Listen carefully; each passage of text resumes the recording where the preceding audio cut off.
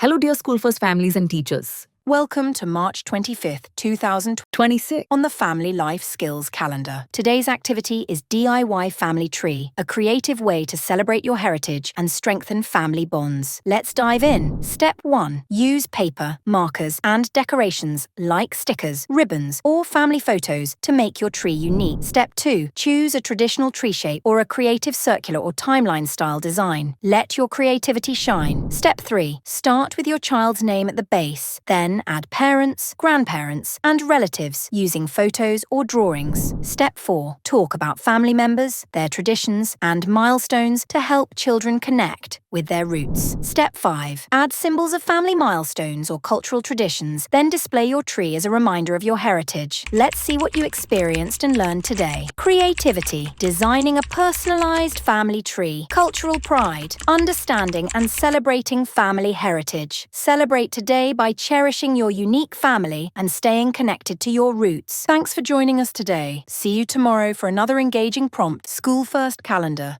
Cherish today, celebrate tomorrow. Signing off from you, from the School First team. Thank you and all the best.